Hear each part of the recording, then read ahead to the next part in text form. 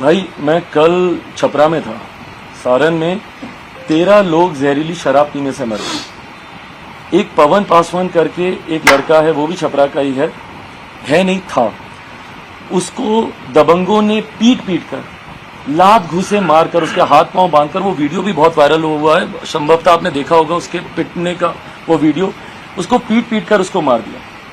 बिहार में रोज हत्याएं हो रही हैं। बिहार में शिक्षक जिनको हम लोग भगवान से भी बढ़कर दर्जा देते हैं, वो सड़क पर आंदोलन कर रहे हैं अपना सर मुंडवाकर। छात्र आंदोलन है, सड़क पर है।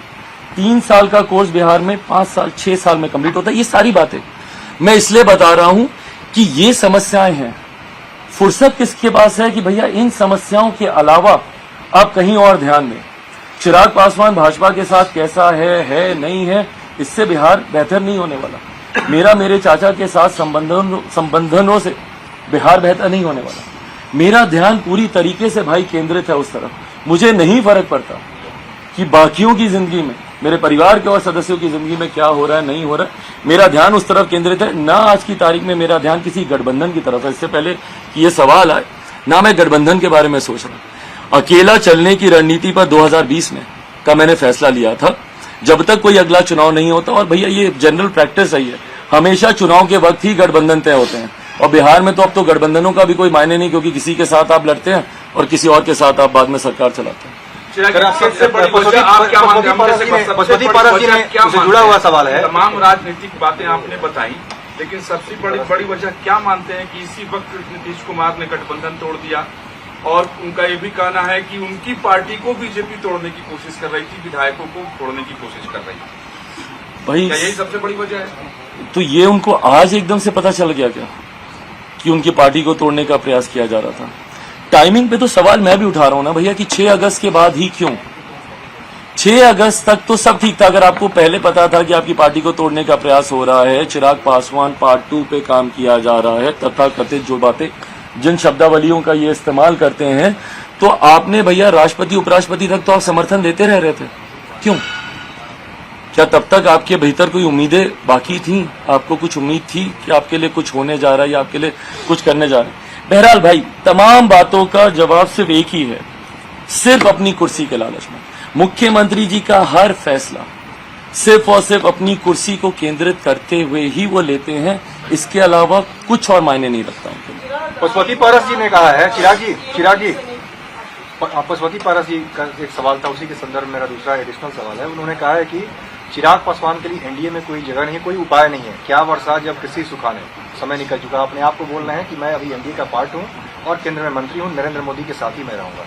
ठीक है, वो तो सीधे मना कर रहे हैं, एनडीए में कोई जगह नहीं है। तो बोलना चाहे ऐसा क्या है कि बीजेपी खेमे में मातम है, लेकिन आप उत्साह से लबरेज हैं कि अब बिहार में असली परिवर्तन होगा? मैं कहाँ उत्साहित हूँ भैया। मेरा आक्रोश आपको दिखाई नहीं दे रहा। मैं तो चिंतित हूँ कि आज की तारीख में जब बिहार में सबसे ज्यादा सरकार की जरूरत है, मेरे मुख्यमंत्री इस्तीफा देने जा रहे हैं, नई सरकार का गठन की वो बात कर रहे हैं। ये समय है क्या इन सब चीजों का?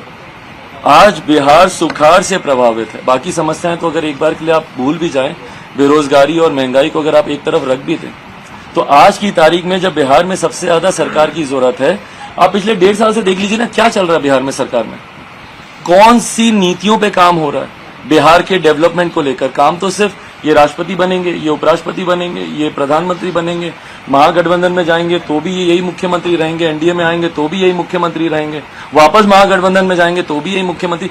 इसके अलावा चर्चा और कहाँ हो रही है? किस चीज की चर्चा हो रही है?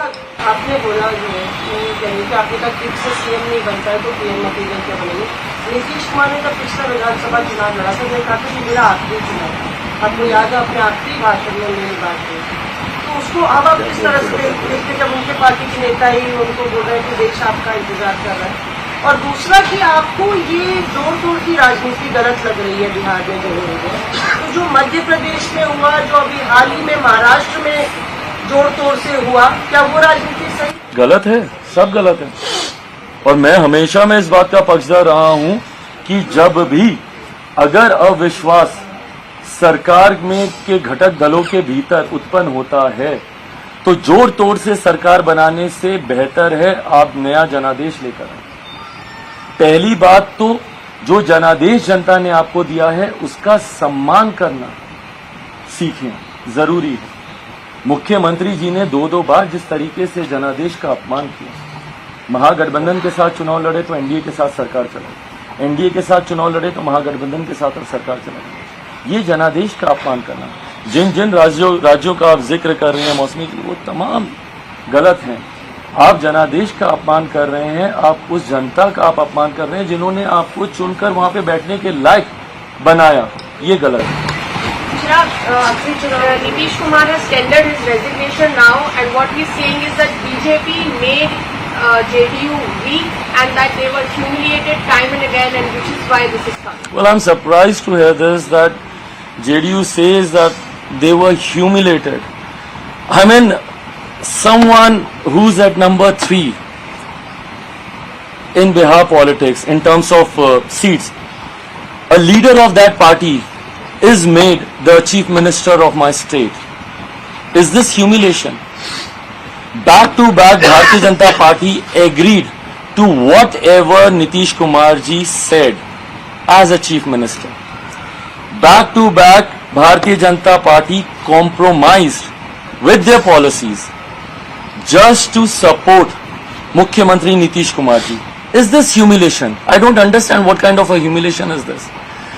It's just an excuse that Mukhyamantri ji wanted to come out of this alliance because he had bigger aims for the future. He is planning to be the prime ministerial candidate for 2024, and that was very evident, that was very clear right from day one. And I'll repeat myself, I said this almost 22 months back. I said this, that eventually he'll be aiming for that. That is his ultimate goal, ultimate aim, and he'll be aiming for that. मौसमी जी, आपको वो सवाल एक रह गया था कि आखिरी उसमें इन्होंने कहा था कि मेरा आखिरी चुनाव है। मुख्यमंत्री जी के कौन सी बात का भरोसा करेंगे? क्रेडिबिलिटी यहीं से ही खत्म होती है। जो मुख्यमंत्री अपने शब्दों का नहीं, वो किसी का हो सकता है क्या?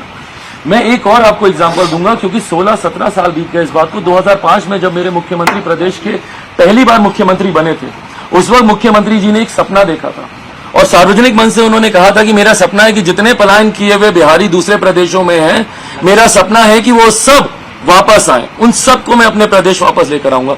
जो मुख्यमंत्री 17 सालों में अपना सपना नहीं पूरा कर पाए, वो बिहारियों के सपने को क्या पूरा करेंगे? जो अपने शब्दों के नहीं, जंगल राज इन्हीं का दिया हुआ टर्म है ना भाई, उन्हीं के साथ सरकार, मिट्टी में मिल जाऊंगा, भाजपा के साथ नहीं जाऊंगा, उन्हीं के साथ सरकार। ये मेरा आखिरी चुनाव, उसके बाद राष्ट्रपति का भी चुनाव लड़ने को तैयार है, उपराष्ट्रपति का भी चुनाव लड़ने को तैयार है, मुख्यमंत्री का भी लड़ने को तैयार है, प्रधानमंत्री का भी लड़ने को तैयार है। तो जो मुख्यमंत्री अपने शब्दों का नहीं, और शब्दों का महत्व होता है राजनीति में, अगर आप अपने शब्दों के नहीं, तो बिहार की कोई जनता आपका विश्वास नहीं करेगी। चिराग भाई, जेडीयू कभी खुलकर नहीं कही, लेकिन अरे पीसी अभी हो रही है, आपने उन्हें 50 से नीचे पहुंचाया। जेडीयू कभी खुलकर नहीं कही, लेकिन उनका दर्द यही है कि आपने बीजेपी के साथ मिलकर उन्हें 50 से नीचे पहुंचा दिया। अब आप कह रहे हैं कि उन्हें शून्य तक पहुंचाएंगे। नहीं, जेडीयू ने खुल के कहा ना इस बात को, चिराग मॉडल का उन्होंने जिक्र किया ना भाई, और चिराग मॉडल यही है कि मैंने अपनी विकास की बातों को रखते हुए जन भावना को सामने रखा, और जनता ने मुझे बीजेपी से मिलकर, बीजेपी से आप तो अकेले लड़े थे। हाँ नहीं, वो भी मैं क्लियर करता हूँ कि जन भावनाओं को मैंने सामने रखा और जनता ने मुझे साथ दिया, और जनता ने उस वक्त भी भाई एक बड़ा जनादेश, 6% से ज्यादा का मत मुझे मिला, 25 लाख वोट मेरी पार्टी को उस वक्त मिले। और जनता दल यूनाइटेड इसी बात का तो दर्द उनकी आवाज में आज भी झलकता है। जब ललन जी बोलते हैं चिराग मॉडल का, जब वो जिक्र करते हैं, तो वो दरअसल इसी मॉडल का जिक्र करते हैं जिस मॉडल की वजह से उनकी पार्टी तीसरे नंबर पर आई। और जब वो इस बात को कहते हैं, वो उतनी बार मुझे मेरी ताकत का एहसास दिलाते हैं, वो मेरा परिचय मेरी ही ताकत से करवाते हैं, जितनी बार वो इस बात को कहते हैं कि चिराग की वजह से हम लोग हारे, चिराग की वजह से हम लोग तीसरे नंबर की पार्टी बन गए। तो कहीं ना कहीं जो कॉम्प्लीमेंट मुझे देते हैं, मेरी तारीफ करते हैं, उसके लिए मैं जनता दल यूनाइटेड के नेताओं का मैं धन्यवाद करूंगा। पर जिस साजिश की वो बात करते हैं कि भैया भारतीय जनता पार्टी के साथ मिलकर, इनके साथ मिलकर, उनके साथ मिलकर, इस बात को मैं स्पष्ट तौर पर कह दूं, ये निर्णय मेरी पार्टी का था कि हम लोग चुनाव लड़ेंगे, और ये निर्णय को मैंने खुलकर उसी वक्त मैंने घोषित कर दिया था कि लोक जनशक्ति पार्टी अकेले चुनाव लड़ी, और हम लोग अकेले चुनाव लड़े। तमाम सीटों पर जितनी भी जो सीटें हम लोगों ने चिन्हित की थी, उन तमाम 137 सीटों पर हम लोगों ने अकेले चुनाव लड़ा, और जो भी मत मुझे मिला, मैं बिहार की जनता का उसके लिए धन्यवाद करता हूं। जो साथ उन्होंने दिया उसी वक्त नहीं, उसके बाद भी जो साथ उन्होंने मेरा दिया उसके लिए मैं उनका धन्यवाद करूंगा। और आने वाले समय में जो मैंने कहा वो होगा। 43 पर थे, 0 पर आउट हो जाए।